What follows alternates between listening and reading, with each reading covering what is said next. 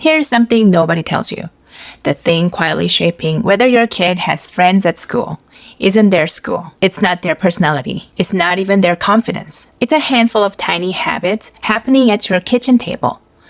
A child psychologist who's worked with families for over 30 years says she can usually tell, within about 10 minutes of meeting a child, whether that child is going to struggle socially. Not because of anything dramatic, because of 3 small speech patterns. The way they ask for water, the way they answer a question, the way they talk about other kids. And here's the part that stings a little. Most of those patterns come straight from us, the parents. Not because we're doing anything cruel, actually the opposite.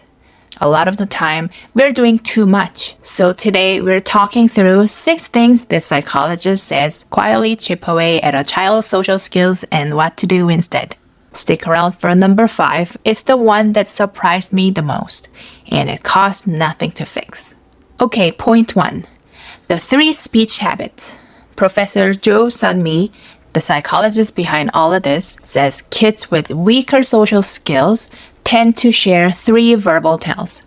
First, they speak in commands instead of requests. Not, can I have juice? But juice, or get me juice. It sounds small, but other kids feel it immediately. Children are incredibly sensitive to tone, and a peer who barks orders gets quietly avoided on the playground. Second, they interrupt constantly, not out of rudeness, but because they've never had to wait for a turn at home. If every adult in the house stops mid-sentence the moment they speak, grow up assuming the world works that way. Spoiler, it doesn't. Their classmates won't stop talking for them. Third, they narrate everything about themselves and ask almost nothing about anyone else. I have this, I did this, I want this. Professor Jo points out that real friendship is built on curiosity, and curiosity is a learned skill. Here's the bridge. None of these habits mean your child is rude or selfish. They mean nobody's modeled the alternative yet. So model it out loud. Say, could you pass me the salt, please, to your partner, in front of your kid, even when you don't need to. Wait your turn in conversations with them, and ask them about other people. What was your friend Maya doing at recess today? Curiosity is contagious, but somebody has to start. Point 2. And this one reframes something. Professor Jo keeps coming back to this. Before a child struggles to make friends, something has usually already gone wrong at home. Specifically, they've never been refused. Children who are allowed to do whatever they want whenever they want, where the answer at home is almost always yes, arrive in social situations with a very specific expectation baked in, that the people around them will adjust, the way their parents do. And here's the gap. Parents adjust out of love. Peers don't adjust at all. A 5-year-old at a play date has no obligation to your child's preferences. She just wants to play her way. The moment your child expects otherwise, expects to choose the roles, to go first, to be heard immediately, that child becomes quietly someone the other kids don't want around. Not out of cruelty, just because the other kids are free to move on. Professor Jo's point is precise. The expectations children build at home are the expectations they bring to every friendship. If home says you can have whatever you want, they arrive at friendships with that contract already written. Their new friends never agree to it. The fix isn't making home more strict. It's making home more real. Real in the sense that sometimes the answer is no. Sometimes another person's preference wins. Sometimes they wait. Your child doesn't need a lecture about this. They need to experience it, gently, repeatedly, while you're still nearby to help them take it. Point 3. Entitlement. Or, as Professor Jo puts it, children raised to believe they're the center of the world. This isn't about spoiled kids with too many toys. It's quieter than that. It's the child whose snack is always ready before they ask, whose preferences dictate every family meal, whose mood determines the temperature of the whole house. Professor Jo's point is sharp. A child who's never experienced being a regular person in a group cannot suddenly become one at school. And then we send them into a classroom of 20 other kids, each of whom also thinks they're the main character. And they're shocked when there's friction. Here's the fix, and it's small. Professor Jo says, let them be inconvenienced on purpose. Sometimes the snack is late. Sometimes dinner is something they don't love. Sometimes their sibling picks the show. Sometimes you say, not right now, I'm finishing this, and you actually finish it. The bridge. In a lot of Western parenting culture right now, there's pressure to be endlessly responsive, attuned, available. And those instincts are beautiful, but if they tip into never letting your child wait, never letting them be disappointed, you're accidentally robbing them of the exact muscle they need to make friends. Small frustrations at home are a social vaccine. A little discomfort now prevents a lot of loneliness later. Point 4 and 5. I'm pairing them because they fix each other. Point 4. How do you correct a child who's been treated like royalty? Because some of you are watching this thinking, oh no, we've done this. Don't panic. Professor Jo is clear. It's reversible, but it has to be gradual. You don't strip the throne overnight. You start handling them small responsibilities, clearing their own plate, pouring their own water, carrying their own bag, tiny things, daily things.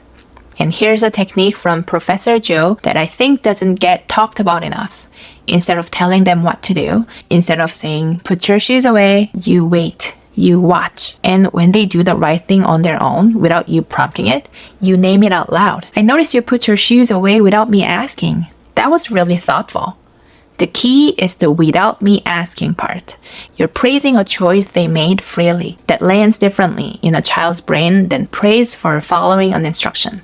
It tells them, when I decide to do the right thing, people notice, and that's the seed you're planting. The second thing, be intentional about the kinds of chores you give them. Professor Jo suggests chores that serve other family members, not just the child themselves. Not tidy your room, which affects only them, but set the table, bring in the laundry, take out the recycling. Tasks where their effort visibly improves someone else's day. Because that's the foundation of social thinking. My actions affect other people. Children who've only ever done things for themselves have had surprisingly little practice at that. And that practice transfers directly to the classroom, the playground, the group project. Which brings us to point 5. And this is the one that surprised me. Professor Jo says one of the strongest predictors of social competence in children is whether they run small errands, asking the cashier for a bag, ordering their own ice cream, handing the receipt to a clerk, asking a librarian where a book is. Why? Because every single one of those tiny interactions is a tiny rehearsal. Making eye contact with a stranger, modulating your voice, waiting your turn, saying thank you, handling a small unexpected response. We tend to do all of this for our kids. It's faster, it's easier, but every time we do, we take a rep away from them. The bridge. You don't need to send your 6-year-old to the corner shop alone. Just stop ordering for them at restaurants. Let them ask the barista for the cake pop. Let them pay. Let them fumble. Those fumbles are the entire point. Point 6. And honestly, this might be the hardest one. Professor Jo says, the more parents manage a child's friendships, the fewer friends that child tends to have. But there's something even more foundational she raises first, and it's the thing almost no parenting advice ever says. Don't become your child's ideal friend. Literally, if you're the most patient, most available, most fun person in your child's life, the one who always plays the right game, always understands the rules they invented this morning, always has time, you've accidentally filled all the space that a peer should occupy.